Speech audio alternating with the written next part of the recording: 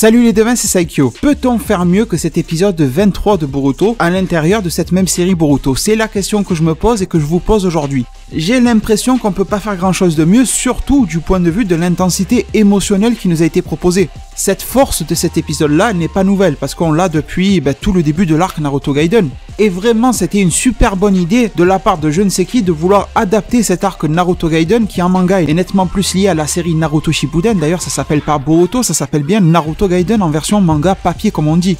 Mais l'avoir porté vers l'anime Boruto est une grande idée qui fait énormément de bien à cet anime-là, qui a besoin quand même de prendre un petit peu son élan. J'ai l'impression que beaucoup de personnes ont délaissé l'univers Naruto, Boruto, etc. au moment de cette sortie animée de Boruto. Et je pense que c'est surtout dû à un souci de compréhension dans la tête des gens, globalement, je dis pas tout le monde, mais comme quoi beaucoup pensaient avoir une surenchère de puissance, etc., d'intensité d'action, de combat, en lançant cette série Boruto, alors que non. Elle a vraiment pour but de faire limite tout repartir à zéro, une nouvelle génération, une nouvelle époque. Et au final, c'est très logique parce que rappelez-vous, quand on a suivi Naruto, la première fois qu'on l'a vu, les combats étaient pas si puissants que ça. Même les combats du niveau de Zabuza, pour pousser un petit peu, étaient loin de ce qu'on peut avoir en fin de série. Alors que pourtant, la génération qui précède Naruto avait eu des combats d'une forte intensité. Même de gars qui étaient encore en vie sur le moment, les Danzo, les 3e Hokage, les Orochimaru qui étaient là, mais qui n'avaient pas de scène d'action à pleine puissance, tout simplement parce que ça casse le rythme d'une série. Et Boruto reprend tout simplement et bêtement ce schéma-là. Ce n'est pas parce que Naruto a eu des combats d'une énorme intensité, tout comme le 3e Hokage a pu en avoir, etc., que Boruto doit se taper au même niveau. De toute façon, c'est complètement incohérent que Boruto puisse avoir un tel niveau de puissance. Et même si c'est super logique, vous allez me dire dans un commentaire, tu es en train d'enfoncer des portes ouvertes, oui, d'accord. Mais le manque de succès commercial de cette série-là, je suis sûr qu'il est dû à ça. Et je suis sûr aussi que une fois que de gros combats arriveront, que de gros ennemis seront là, que de grosses intrigues arriveront dans la série, qui seront sûrement issues de la version manga, que cette série Boruto va décoller, va rappeler des gens qui l'ont délaissé, qui l'ont mis de côté en attente. Et c'est vrai que c'est dommage que la série Boruto soit mise de côté comme ça. Mais en même temps, c'est un petit peu bien fait pour leur gueule, parce que quand on voit l'arc avec le noué, qui nous en promettait pas mal, mais au final c'était comme un soufflet, il est retombé, qui en plus n'a rien à voir avec le manga, etc. Donc bon, commencer la série avec des fillers, c'était pas forcément le meilleur moyen de nous mettre en jambe, vous êtes bien d'accord. Et c'est pour ça que même si cet arc Naruto Gaiden est bien connu par rapport à sa version manga, ça m'a fait un bien fou de le voir dans cette version animée, ça fait avec les musiques, avec les couleurs, avec tous les bienfaits d'un animé. Avec une qualité d'animation qui était très bonne, les musiques qui sont soit un petit peu nouvelles, soit beaucoup issues du passé, et ça passe super bien aussi. Et c'est pour ça que dans cette review d'épisode, je vais être un petit peu moins dans le côté résumé, de vous dire il s'est passé ça, même si je vais le faire quand même, et que je vais être plus dans le ressenti, dans la vie, etc. parce que je pense que ça colle bien au ton de cet épisode. Il n'y a pas d'analyse énorme à en faire, enfin mis à part le côté émotionnel, mais sinon il n'y a pas de truc mythologique, il n'y a pas de prédiction spéciale à faire ou quoi que ce soit. C'est la fin d'un arc, un arc qui n'impactera pas tellement la suite des événements. Et en plus c'est très drôle de voir que les meilleurs épisodes de Boruto, bon on en est qu'à 23, c'est pas grand chose, mais ce sont les épisodes dans lesquels Boruto n'apparaît pas.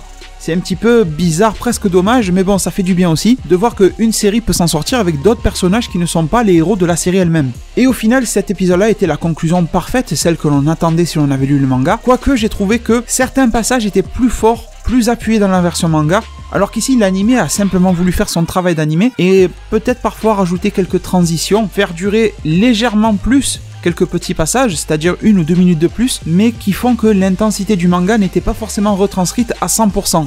Vraiment, si je dois pousser le délire pour trouver un défaut. Après, bien sûr, il y a un énorme défaut à cet arc-là, c'est son ennemi, qui pour moi n'est pas grand-chose. Vous voyez, le Shin Uchiwa, surtout le vieux, parce que les jeunes, je les aime bien, mais la version originelle du Shin Uchiwa ne me plaît pas plus que ça. Il est anecdotique, vraiment, c'est le mot. Mais en tout cas, cet ennemi qui ne paye pas de mine, qui a un goût de repomper, etc., vu et revu, nous permet de mettre en scène tous ces personnages autour, cette Sarada, ce Naruto, ce Sasuke, bien sûr Sakura, vite fait Chocho, etc. Au final, entre l'épisode précédent et cet épisode-là, on aura eu une double mise en avant de Sakura au combat qui fait plaisir, aussi bien toute seule que accompagnée de son mari Sasuke, et on va y revenir plus tard, mais dès le début d'épisode, bien sûr, ça commence encore avec des scènes fortes entre ce choc générationnel et la manière dont les vieux, entre guillemets, s'associent avec les jeunes, leurs enfants, etc. Sarada qui prend les devants au combat, qui part toute seule alors que l'adversaire est en nombre, est vraiment très nombreux, très difficile à battre, mais pour sauver sa mère, et elle ne sait même pas si c'est sa mère, elle fonce tête baissée. Mais le message de Naruto est compris, les liens du cœur, qu'est-ce que ton cœur te dit? Est-ce que c'est ta mère ou pas? C'est pas le test ADN qui doit parler, c'est ton cœur, et ça a été ça. Et je pense que c'est souvent la question qui se pose dans le cas d'adoption, surtout dans le cas où l'adoption se passe super bien. Je ne sais pas s'il y en a d'entre vous qui me parlent qui ont été adoptés, c'est possible, ou si vous en connaissez d'autres qui ont été adoptés, etc. Généralement, il y a deux cas de figure, soit ça se passe mal, soit ça se passe super bien.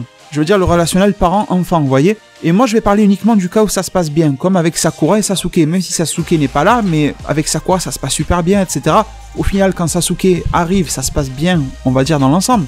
Eh bien, imaginons que Sarada aurait pu être adoptée par Sakura, une belle-mère machin, sachant que là, c'est plus qu'une belle-mère que vous voyez débarquer dans votre vie quand vous avez 15 ou 20 ans. Là, c'est vraiment la belle-mère qui vous a recueilli depuis votre naissance, vous voyez. Ben, la réponse à la question, c'est le cœur qui vous la fournit, aussi bien du côté des parents que du côté de l'enfant. Si les parents adoptifs ont le cœur, voilà, de vous considérer, de vous porter dans leur cœur comme votre enfant, je pense qu'en retour, vous en faites de même.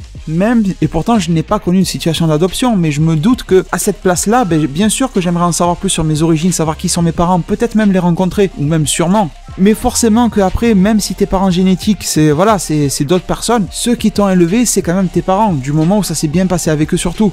Parce que s'ils t'ont fouetté, t'ont maltraité, etc., c'est la merde, mais voilà, tu m'as compris. Du coup, je trouve que cette série Boruto s'aventure dans des thèmes qui sont peu connus, justement, par les shonen neketsu un petit peu trop classiques, vous voyez, à l'ancienne, etc. Et je trouve ça super bien fait, mais bon, en tout cas, voilà, on en revient derrière sur une scène de combat entre Shin et Sakura, très courte, mais très intense. Encore une fois, ce méchant n'est pas si classe que ça, n'a pas de belles intentions, n'est qu'un fanboy de Itachi, et en plus, il ne sait même pas vraiment pourquoi. Il n'a rien compris à la philosophie de Itachi au final. Et en plus, il a beau avoir 25 000 Sharingan, il a l'air d'être moins efficace avec ça que s'il en avait un bon. Vous voyez, c'est ça aussi le problème. Faire apparaître des kunai ou des machins, c'est sympa, mais les pouvoirs du Sharingan, on en a vu tellement plus que si on voit débarquer un mec avec des Sharingan greffés partout, on se dit qu'il va en faire très bon usage. Et là, Shin, c'est pas trop ça. Même Danzo, qui lui n'avait que le bras, et bon les yeux aussi, mais il n'en avait pas sur le crâne, vous voyez ce que je veux dire? Danzo lui-même utilisait beaucoup mieux ses Sharingan d'une manière assez classe, assez impressionnante. Que vous aimiez ou pas Danzo, voilà, il avait quand même des pouvoirs qui tabassent, vous voyez, c'est ça le truc. Alors que là, Shin, il a plus l'air d'un rigolo quand on sait par quoi Sakura, Sasuke et Naruto sont passés. Je vais vous dire le fond de ma pensée,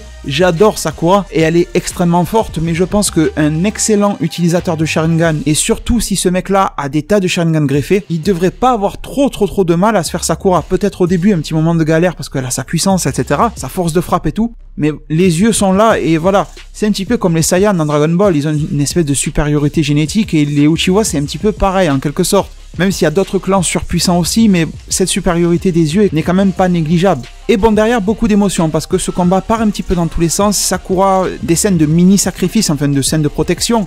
Et en voyant ça, Sarada comprend que sa mère de cœur, en tout cas pour le moment, c'est bien Sakura, c'est pas une autre, c'est pas Karine parce qu'elle porte les mêmes lunettes rouges, vous voyez. Et derrière, en plus, cette espèce de réunification de famille dans l'action. Ils ont parlé pendant des heures auparavant, des heures, vous m'avez compris, quand ils étaient dans le repère là, de Sasuke, etc. Ça n'avait pas réussi à vraiment débloquer la situation, limite pire empiré. Mais là, confronté à ce contexte-là, après bien sûr avoir entendu les bonnes paroles de Naruto aussi, qui a été un petit peu le ciment pour renouer cette famille-là, face à cet adversaire et tout ce qui va avec, eh bien les liens se tissent sans que eux-mêmes ne s'en rendent compte limite, voyez, et c'est ça qui est fort. Et je trouve que ça reflète bien la réalité. Des fois, ou même très souvent, les liens familiaux se resserrent dans une situation dans laquelle on s'y attendait pas forcément. On pensait qu'une discussion allait marcher, mais au final non, c'est des actes, une situation mauvaise ou bonne qui va vous réunir, qui va vous faire comprendre des choses, qui va, bim, le déclic dans ta tête, voilà. Je trouve que c'était bien fait, sincèrement. Et je respecterai totalement votre avis si vous n'aimez pas cet épisode, si vous n'aimez pas cet arc, mais je pense en tout cas qu'il doit ravir une énorme majorité des fans de Naruto, des fans de Boruto aussi, et je pense que ce type d'épisode-là, c'est difficile quand même de ne pas aimer, vous voyez, c'est comme le chocolat en gros. Il y a énormément de gens qui aiment le chocolat, mais il y en a quand même qui aiment pas, vous voyez, c'est vrai que pour moi c'est difficile de me dire que quelqu'un n'aime pas le chocolat, mais je respecte tout à fait, vous voyez. Mais on va dire que c'est un épisode chocolat, vous voyez, il plaît énormément. Et derrière, bien sûr, tout ça soutenu par une qualité d'animation, même si ce méchant-là n'est pas très charismatique ou quoi que ce soit, quoique il aurait pu l'être, hein, il a quand même quelques plans sympas filmés de près sur son œil, etc., qui impressionnent, il faut le dire, avec une scène intéressante de Sasuke qui a failli tuer le jeune Shin, mais derrière Sarada l'en a empêché, et au final c'est Sasuke qui l'a dans l'os, il faut le dire, en même temps que le jeune Shin qui se fait quand même tuer. Cette scène m'a rappelé un petit peu le film Suicide Squad. Je sais pas si vous l'avez vu, le film où il y a un petit peu tout le monde, là, le Joker, machin, même s'il sert à rien le Joker, mais bon. Il y a même une petite apparition de Batman et tout ça. Et la fameuse scène en début de film, si je me souviens bien, c'est pas un film qui m'a énormément marqué, mais en tout cas, la confrontation Deadshot avec Batman, dans laquelle Deadshot essayait de se faire Batman, mais sa fille l'en a empêché, et au final, Deadshot l'a eu un petit peu dans l'os, prison et compagnie, tout ça parce qu'il a écouté sa fille. C'est le genre de scène un petit peu bizarre, parce que tu te dis pourquoi est-ce qu'il a écouté sa fille, mais en même temps tu le comprends. Et ça encore, je trouve que ça frappe émotionnellement comme scène. Je ne sais pas ce que vous en pensez clairement, mais je peux espérer que vous serez d'accord en tout cas. Et derrière, bon, une transition aussi sympathique sur le côté Naruto, qui se charge d'une manière assez classe de la protection de Chocho, et qui vont venir tout simplement rejoindre Sasuke, Sakura et Sarada. J'ai bien aimé aussi, mais ça y était déjà dans le manga, les petites scènes où Sakura rougit avec Sakura qui lui dit merci chérie à Sasuke, c'est quelque chose de très nouveau. Bon, c'est un petit peu dommage qu'on n'a pas eu de mot d'affection directement de la part de Sasuke envers Sakura, c'est peut-être en demander un petit peu trop de la série, je suis d'accord avec vous, mais c'était déjà pas mal fait comme ça, j'ai vraiment apprécié tout ça. Et puis c'est quelque chose qui est rarement abordé, la proximité de couple dans les shonen neketsu, parce que déjà c'est fait pour des enfants, faut pas trop en parler. Il y a cette fameuse pudeur japonaise, je sais pas si je peux le dire comme ça, j'ai pas envie de faire des clichés, mais bon voilà, il y a quand même un petit peu de ça. Et d'habitude dans les shonen, si la relation de couple ou même la sexualité est abordée, ça sera d'une manière assez drôle. Un pervers qui va courir après une fille, etc. Mais jamais de manière plus réaliste, vous voyez. Et là, j'ai bien aimé aussi. Même si on est d'accord, le but d'une série comme Boruto, c'est pas de nous proposer ce type de scène du début à la fin. Mais dans un petit arc qui dure, je sais pas, j'ai pas compté, mais 4-5 épisodes, un truc comme ça, c'est parfait, franchement. En tout cas, pour moi. Et bon, derrière, s'amorce la fin de cet épisode-là, avec tout simplement les Shin qui vont trahir le Shin. C'était aussi une scène assez cool, elle m'avait fait plutôt de l'effet, surtout en version manga, là je m'y attendais gros comme un camion, et c'est arrivé. Ils le trahissent et en arrivent quasiment à le tuer. Et derrière, ils nous révèlent que eux aussi sont un petit peu programmés dans leur tête, on va dire de la même manière que Shin, à vouloir chercher l'évolution. Et comme nous le dit Sakura, la vision de la vie de Shin, de l'évolution, etc. est extrêmement ridicule. On pourra trouver celle de Orochimaru ridicule, mais celle de Shin l'est encore plus. Parce que Orochimaru prend ses précautions, etc. Et le type, il voit 20 coups à l'avance. Alors que Shin, s'il a vu 2 coups à l'avance, vous voyez, c'est ce que je veux dire. Mais j'ai plutôt l'impression que Shin ne regardait pas forcément plus loin que ses pieds, alors que le mec parlait de grandeur, de l'évolution, de se servir de ses clones pour les organes, machin. Mais au final, ce que lui pense, forcément ses clones le pensent aussi, et eux aussi se sont mis à vouloir évoluer de la même manière. Et ça crée un système qui n'est pas propre, si je peux dire ça comme ça, qui n'est pas sain, vous voyez. Et du coup, eux-mêmes ont créé leurs propres clones, et si on continue dans ce cycle-là, eux-mêmes plus tard auraient cherché à se bouffer entre eux, à vouloir créer de nouveaux jeunes clones pour les bouffer, pour utiliser leurs organes, vous m'avez compris. Et les jeunes en retour auraient trahi les vieux, enfin vous voyez, ça aurait été la merde. Ils auraient créé une battle royale familiale, le truc de cinglé. Donc forcément, ceci ne pouvait pas durer, il fallait bien une leçon à tout ça. Et heureusement que Naruto est arrivé dans cette équation-là aussi. Avec en parallèle Sarada qui s'est occupé de cette espèce de version de Shin, on va dire. Et ça sera un petit défaut aussi que je trouve à cet arc-là, même si l'anime a corrigé. Parce que je trouvais que la version manga était claire, mais elle manquait d'informations, de détails justement. Et je me suis toujours dit que la version manga papier, que la version manga de Naruto Gaiden serait certainement difficile à comprendre pour les plus jeunes. Attention, les plus jeunes qui m'écoutaient, je suis pas en train de dire que vous êtes cons, c'est pas ça. C'est juste que je m'imagine moi-même, j'ai 10 ans, j'ai 12 ans, 14, et je lis ce type de manga-là, qu'est-ce que je peux comprendre, qu'est-ce que je peux pas comprendre. J'essaie de me revoir à l'époque, vous voyez, et d'imaginer ce que j'aurais pu comprendre ou pas. Et vraiment, il y a des détails, des transitions qui étaient plutôt mal faites dans la version manga papier, qui là ont été bien arrondies, bien faites. Dans cet animé-là, tout est clair. Mais par exemple, ce petit truc, ce petit Shin là, cette petite bête, difficile de comprendre d'où ça sort, vous voyez. Mais bon, c'est loin d'être un point noir de cet épisode ou de cet arc-là. Et après, comme je vous disais aussi, allez, j'essaye, vraiment, je me force à essayer de trouver des défauts. La fameuse scène dans laquelle Sakura va au combat en faisant un petit cri comme sa mère, Shanaru, je sais pas quoi, elle était super cool, mais dans le manga, par contre, elle était mieux faite, beaucoup plus intense. N'hésitez pas à relire, ça doit être le chapitre 10, au pire 9 de Naruto Gaiden, dans lequel Sarada frappe comme une folle, etc. La scène était tellement plus épique et elle sortait tellement plus de nulle part dans la version manga qu'elle faisait beaucoup plus d'effet. C'est le seul moment de l'épisode où je me suis dit « Ah, ça c'était mieux fait dans le manga ». Vraiment, je vous assure que c'était le seul truc. Mais sinon, je suis extrêmement positif concernant cet épisode-là. En plus, derrière, une scène assez cool dans laquelle Naruto est super badass. Quand il attrape l'espèce de kunai de Shin, on voit le manteau de chakra de Kyuubi qui ressort un petit peu à l'ancienne. Pas la version dorée là de Kyuubi, mais rappelant un petit peu la version justement de Kyuubi qui prend le contrôle de Naruto. C'était assez cool avec les yeux rouges et tout, ça ressortait super bien. Il lui dit « Calme-toi mon petit » ou je sais plus quoi. L'autre, il se calme direct, il s'est dit « Putain, je vais me faire bouffer ». En plus, ça n'a pas été dit, mais j'ai l'impression que ça fait comme quand Sasuke a re-rencontré, on va dire, Naruto pour la première fois dans Naruto Shippuden, et que grâce à ses yeux, il avait pu rentrer un petit peu en contact avec Kyuubi. Est-ce que Shin Uchiwa a pu voir cette espèce de chakra de rémanence de Kyuubi? J'ai bien l'impression que oui, c'est pour ça qu'il est apeuré. J'ai vraiment adoré tout ce cheminement-là. Et derrière, les devins, on en vient sur une fin d'arc un petit peu plus classique, mais toujours aussi plaisante, avec la réunification de la famille, avec une scène très cool aussi encore d'amour. d'amour et d'émotion dans laquelle Sarada se pose des questions et Sasuke lui dit « Mais la preuve que l'on t'aime, c'est toi, tu es là, tu existes, tu n'es pas né de rien. » Et forcément, cette émotion qui frappe, moi je n'ai jamais vécu ce type de situation-là, mais j'ai ressenti l'émotion et ça c'est super fort. Parce que c'est facile de toucher quelqu'un avec des émotions qu'il a déjà connues, mais toucher quelqu'un émotionnellement avec une situation qu'il n'a vraiment jamais vécu lui-même, c'est un problème qu'il connaît pas, et vous arrivez à lui faire sentir de la tristesse, de la joie, etc.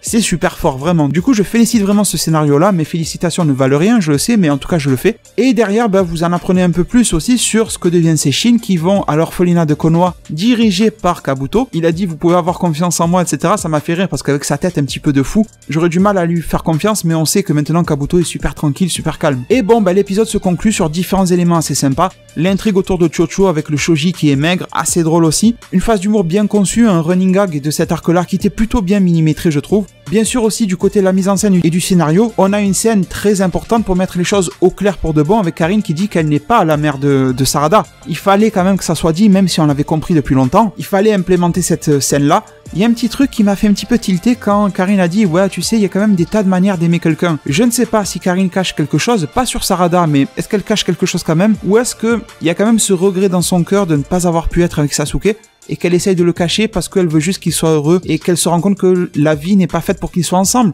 mais qu'elle garde ce regret-là. C'est ce que j'en ai conclu en tout cas. Et derrière, en parlant de Sasuke heureux, pour une fois, il est là, il mange en famille. Ça aussi, c'est une scène qui devrait en surprendre pas mal. De voir cette scène purement familiale, les voir manger ensemble, Sakura avec son tablier qui sert à manger, enfin, le truc cliché limite de la famille qui va bien. Sauf que dès le lendemain, Sasuke repart et ne sera pas resté plus d'une nuit. La petite tape à la Itachi sur le front qui fait comprendre à Sarada justement ce que Sakura lui avait dit quand elle était plus jeune, comme quoi elle comprendra quand elle verra son père. Et s'il y a un truc que j'aurais adoré voir dans cette série Boruto, ça serait que Sarada puisse connaître Itachi. Alors me demandez pas pourquoi, mais c'est comme un truc que je rêverais voir aussi, c'est que Boruto puisse rencontrer Jiraiya. Vous voyez, c'est le genre de choses que j'aurais adoré voir dans cette série-là. Heureusement qu'il y a quelques fanarts sur Google Images pour me satisfaire, mais sinon il n'y a rien de plus, et c'est compréhensible. Mais je ne sais pas ce que vous en pensez, mais ce genre de rencontre Sarada-Itachi, Boruto-Jiraiya, c'est le genre de scène qui n'a pas de prix, vraiment, mais que malheureusement on ne verra sûrement pas. Et du coup, l'épisode se conclut sur une phase entre l'émotion et entre l'humour, avec Sakura qui attendait sa tape sur le front, peut-être le bisou, mais je pense que c'était plus sa tape sur le front. Et au final, on se retrouve avec une Sakura. Et au final, même si Sarada a ce problème-là que son père soit absent, elle est quand même heureuse et elle a pris une nouvelle décision. Cette décision, vous la connaissez déjà grâce à la fin de l'épisode dans laquelle Boruto est réapparu. Elle lui a annoncé qu'elle voulait devenir Hokage machin. Et bien sûr, ça nous fait comprendre que Boruto est de retour dans la série. Pour en savoir plus, je vous conseille d'attendre tout simplement ma vidéo de spoiler sur les 3 ou 4 prochains épisodes à venir. Ça ne va pas tarder, j'ai un petit peu de retard sur mes vidéos, mais voilà, ça va débouler sur la chaîne le plus vite possible en tout cas. Je vous remercie énormément de m'avoir suivi et écouté durant cette vidéo-là. J'espère que cet épisode vous aura plu, vraiment séduit autant qu'il m'a séduit. Je vous remercie énormément pour votre soutien et j'espère pouvoir vous retrouver très nombreux au niveau des likes pour soutenir mes vidéos Boruto qui me tiennent énormément à cœur sur ma chaîne. Merci encore une fois, prenez soin de votre futur et à plus pour de prochains arts divinatoires.